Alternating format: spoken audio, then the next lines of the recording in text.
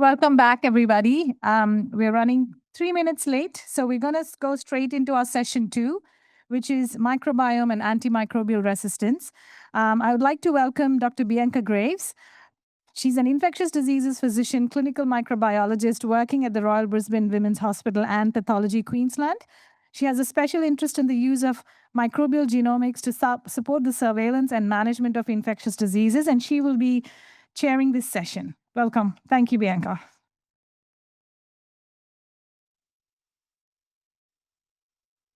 Thanks, Kanthi.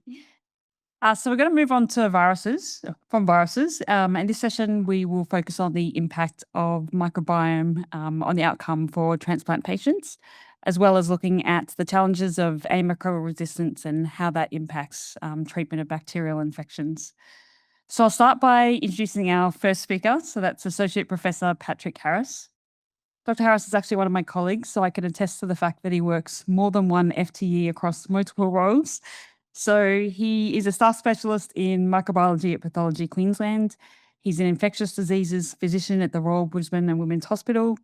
He's also an NHMRC Emerging Leadership Fellow here at UQCCR, where he leads a research group with a focus on antibiotic resistance and the use of randomised trials to find the optimal management of multi-drug resistant infections.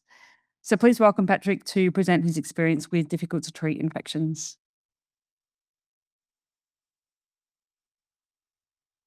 Thank you very much, Bianca. I really should get out more, shouldn't I?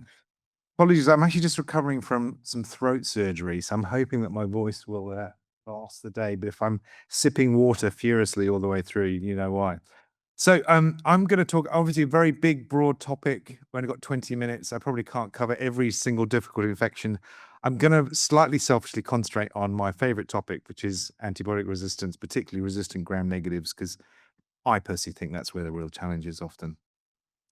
So we probably may be familiar with this slide. This was a study that was done a few years ago looking at the sort of global burden, the mortality rates associated with antimicrobial resistance across the world.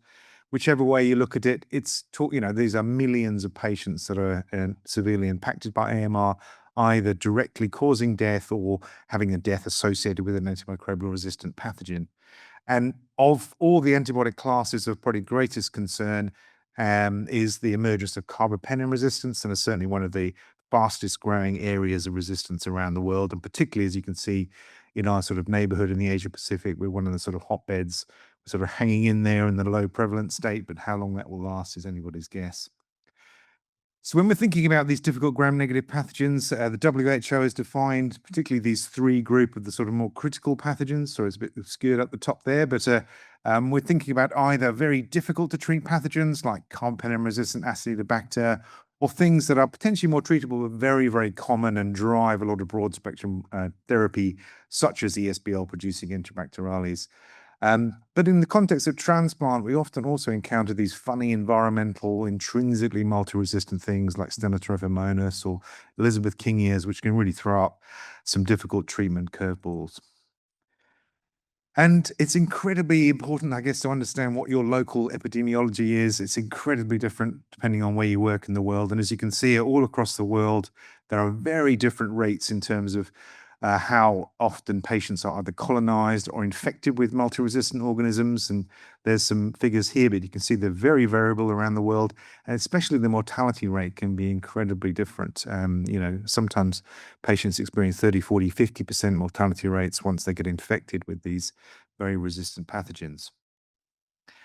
Luckily, as I said, in Australia, we've been relatively spared, but this doesn't last forever. We don't normally see extensively drug-resistant Acinetobacters. This is actually a case we had only a few days ago in the lab. As you can see, this is sort of pan-resistant to our sort of first-line antibiotic. We sort of thrown a few random MICs for other drugs that we might want to desperately pull out of the cupboard, none of which have standard breakpoints. All of them look quite resistant. With MICs, are going to be quite hard to treat with standard dosing. But it also throws out some of the real complexities of actually understanding what to do with these bugs. So, for instance, we did a DIS test, which came back at 16 millimeters. We only have breakpoints from CLSI at the moment. By CLSI, that actually is just susceptible if it's above 15. But actually by UCAS, there's no breakpoint. But they have this funny comment by saying, if it's less than 17, there's probably resistance, whatever that means. And in fact, when we sequenced it, not only did it have a whole range of these horrible carbapentamases and other resistance genes, but it has this relatively obscure, not yet very well known about PBP3 mutation. This FTSI gene codes for PBP3, and this has been associated with resistance to cafidoracol and other beta-lactam antibiotics. So we're stuck in this dilemma. We've got hardly any drugs to use. The one drug that might test susceptible by some criteria, but not other criteria, also has resistance genes. So, what do you do? How do you go around this? And we know we're really stuck in this dilemma because, we can't really do complex medical procedures like transplant or, cancer therapy or, other complex surgery without effective antibiotics. And if we lose effective antibiotics, we're going to be in a very difficult place. So obviously our patients that are undergoing transplants have multiple reasons why they get severe bacterial infections, everything from, what we do with them surgically to all the antibiotic exposure they might get. And they're obviously at much higher risk of getting antimicrobial resistant infections.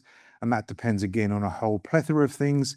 Probably most importantly in our setting is where they've been, particularly patients that have come from overseas. If they've been hospitalized in Delhi or somewhere, they have a very, very high chance of being colonized with something nasty. And, bloodstream infections and so on after certain types of transplant are pretty common. So this is a single center study from the US looking at over 2,000 patients. And about 9% of patients develop some kind of bloodstream infection after a solid organ transplant. And this was most common in either multi-organ or liver transplant, which is probably no great surprise. But again, data from the US, a pretty high rate. Over 45% of these were multi-drug resistant organisms. So again, you're really compromising a lot of your first-line antibiotics, particularly things like VRE, ESBL producers, and as I said, increasingly carbapenem-resistant gram-negatives. And a sort of a fairly consistent finding has been this association with VRE infections and increased mortality. How much of that is causation or association with very sick patients at the end of their days is hard to tease apart, but it's often a sign of things going badly. And similarly, this is a study from Spain looking at liver transplants, over 1,000 patients. And again, they found quite a significant association between multi-drug resistant infections and mortality. Again, causation, association, not necessarily the same thing, but the two often go hand in hand. So what's happening in Australia is probably a few years old now, but roughly about 1,000 solid organ transplants and probably double that in terms of hematological transplants every year in Australia. And we are lucky, as I've said, of being relatively spared, but every year that picture does change. We're a little bit of the sort of boiled frog syndrome. We don't notice it, but every year there's an increasing, slow, inexorable rise of resistance. We do have some notable exceptions, though. So we're one of the hotspots in the world for VRE. So that probably some of the highest rates of VRE than anywhere else in the world, which is interesting. And in some states, if you have an E. faecium bacteremia, there's about a sort of 60% chance that will be a VRE upfront. And again, more and more, we're sort of empirically treating enterococcal bloodstream infections with VRE therapy, which is not great. There's some good news. MRSA has been slowly declining over the years. We're seeing less of these hospital-adapted strains, more community strains as a proportion, which are sometimes a little easier to treat. And that's probably for good community, good infection control and other things. But again, we don't always know quite why these infections ebb and flow. We do see a slow, inexorable rise of things like ESBL producing E. coli. So the latest data shows that it's gone from about 5 or 6% of our bloodstream infections to about 7 or 8% of our E. coli are now ESBL producers. And things like ciprofloxacin resistance, which is obviously important for things like prophylaxis, slowly increases year on year. As I've said, CPE, or carbapenem resistance in Enterobacterales, is still pretty small numbers. So we're looking at, a few hundred cases a year potentially across the country. But as you can see, certainly in the sort of post-COVID era, where people started traveling again, this has started to jump up quite quickly. So over a 25% increase up to 2024. Interestingly, most markedly in Queensland. I'd like to say because we're very good at finding them and looking for them, but maybe that's wishful thinking. And we've seen a change in the kind of flavor of CPE genes that we've, historically, those of you into this sort of thing, we have often had these IMP4 enterobacters that have been endemic in our ICUs across the East Coast for many, many years. And we do still see those, but more and more we're seeing things like NDM E. coli, mainly imported from overseas, but not exclusively so. And we're beginning to see a bit of community transmission. It's not notifiable in Queensland, so nobody really takes ownership of those problems. But I think it's something we need to keep very much in mind. So we have this problem. We're relatively lucky, but I think we need to be very mindful of where things could go. And we obviously have a massive antibiotic problem because we've essentially had a real lack of innovation. So there's not really been truly novel antibiotic classes developed for many, many years. And there was sort of glory days of the 70s and 80s where they were churning out antibiotics all the time, and that somewhat sort of declined. But it's not entirely dry as a pipeline. There are actually lots of drugs still coming to market and are being developed, and there's many, many more in the sort of preclinical pipeline. But very, very few of them are actually truly new antibiotics. They're mainly kind of rejigging of existing options. And probably one of the most fruitful areas of development has been in novel beta-lactamase inhibitors and combining those with either existing beta-lactams or other novel beta-lactams. And there's a whole explosion of these sort of new combinations that are coming online at various stages of development. And it's getting increasingly complicated to sort of get our head around. I think, as clinicians, as these drugs do become available, we're going to have to be very mindful of understanding what drugs we have, what sort of spectrums we might expect to have activity, and probably have greater knowledge and understanding of what genes will affect the efficacy of these drugs. As you can see, for instance, knowing if you have a metallo-beta-lactamase like an NDM or these class B genes, that really knocks out a lot of these new drugs, and you start to sort of get much more limited options. Also, with some of our non-fermenting multi-resistant things like Stenotrophomonas, Acinetobacter, the options get very limited. And I'll just sort of highlight this last column, which I think is a really important point, that we have very limited good pathogen-directed RCTs to guide our treatment options. We often don't really know, do these drugs actually work in the kind of patients that we might want to use this for? I'll give a bit of an example. So this is a drug called Aztreonam avibactam, which is being approved in America. It's probably coming to Australia in the next year or two. We kind of create this drug combination by using Keftaz avibactam with Aztreonam, a sort of homebrew remedy, which seems to work, but it's probably not ideal. And this is really to try and target those metallo-beta-lactamase organisms, particularly NDM producers or those IMP producers that we see from time to time. The theory is that Aztreonam is stable to metallo-beta-lactamases, but usually there are other enzymes that break down the Aztreonam, like ESBLs or AMP-C. So the avibactam knocks out your other classes of enzymes and allows the Aztreonam to act and restores the MIC activity. And that's certainly true in Enterobacterales. And this is the sort of trial we sort of see that gets this to FDA registration. Both of these drugs are already listed, already known about. So they got a pretty unimpressive trial, to be honest. It was actually not even it was just called descriptive RCT. It didn't even have a hypothesis or have sample size or anything. But at least it provided some data that this seems to work. It seems relatively safe and it seems like a logical drug to develop. But actually, only 10 patients in this trial had metallo-beta-lactamase infection. So if you're really saying, does this tell us, can I use this in my really sick transplant patient with an MBL infection? Well, probably, but the trial doesn't really help you at all. And we have very little of that sort of truly directed evidence to guide us. That's not always the case. This is a sort of notable exception of it's called the ATTACK trial that came out a couple of years ago. One of the very few antibiotic resistance trials that showed almost a statistically significant mortality benefit. So you can sort of see actually quite significant benefit in terms of mortality, but just touching that confidence interval. But I think most people are pretty convinced this is probably a very good drug for carbapenem-resistant Acinetobacter baumannii. This is a combination of sulbactam, an old beta-lactam, with durlobactam, which is one of these new inhibitors very much specified for Acinetobacter.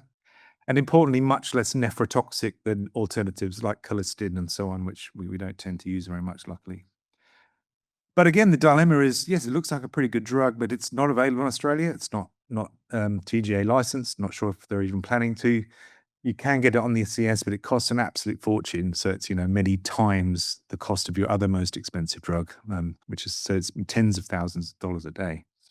So you'd need a very, very good reason, I think, to use it, but, it probably might save someone's life somewhere.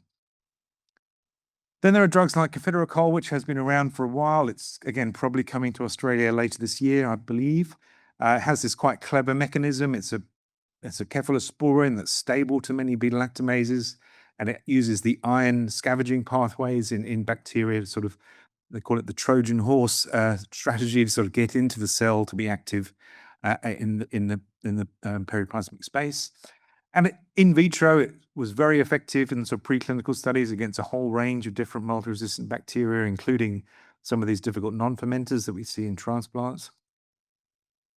And we did actually have a little bit of real-world data to sort of say, well, does this work in people who have very resistant gram-negative infections? So this was actually a pathogen-directed trial called Credible CR, recruiting patients with things like CRE or crab infections, and compared it to what's called best available therapy, so whatever else you could pull out of the cupboard. So a little bit heterogeneous, but tells us something.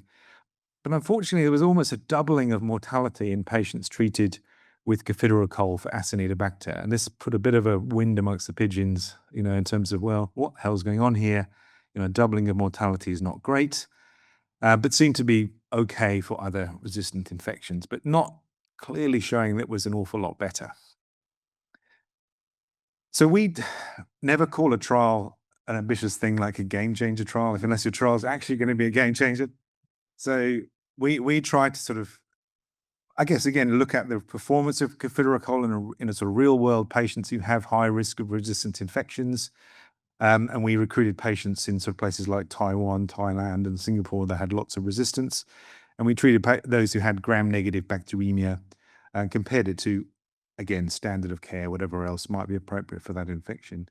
And, it was a non-inferiority trial. It showed that it did the job. Patients survived as well as they would up to 14 days. Certainly seemed equivalent to whatever else you might have in the cupboard. Seems great. But it was no better.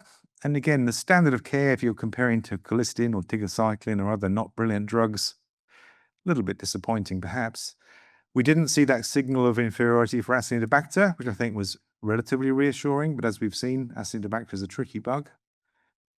But to me, the real meat of this, unfortunately, is when you dig into the carbapenem resistance subgroup. Again, the numbers get relatively small, but nearly a quarter of the patients in this trial had carbapenem-resistant infections. Again, it was about the same, numerically a little bit worse, statistically hard to say with small numbers. But again, if you're going to spend thousands of dollars on a new drug to treat really, really difficult infections, you probably want something a bit better than it's not a lot worse. It's a bit of a damn with faint praise. And I think some of the story here is actually the problems with metallo-beta-lactamases. And I think probably cefidrochol is not as effective against MBLs as we thought. Again, numerically, very stark differences in mortality if you just look at the MBL. So, no patients died in the standard of care arm for MBL therapy, but we had almost a 30% mortality in the cefidrochol arm. So it's a bit hard to explain away. And we are seeing increasing in vitro resistance. And when we looked at a lot of these isolates back in the lab, in fact, many more of them are resistant than we thought they were. So there's definitely more cefidrochol resistance out there than we thought there was. And like everything, there's no free lunch. As soon as you start using an antibiotic, you start realizing where all the pitfalls are. And there's increasing evidence that there are particularly these PBP3 mutations in association with NDM is becoming increasingly described. And I think something we often don't easily pick up unless you do whole genome sequencing.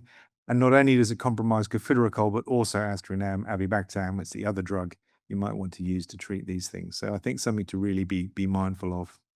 And I'll just finish this slide. I won't go into detail, but just to say that there's a whole range of new beta-lactamase inhibitors coming on board. There's kind of turbocharged tazobactam. There's a whole load of these new DBOs, which are sort of coming, which have these beta-lactam enhancing activity.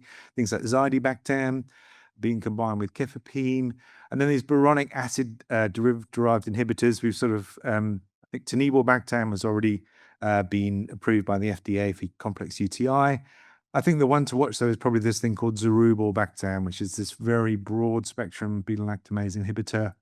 And I understand it's been bought by Shionogi, and they're going to try and combine it with clopidogrel to kind of restore the lacking of luster of their new drug. But at that point, I'll stop, and hopefully I haven't gone too far over time and my voice survived. It's great.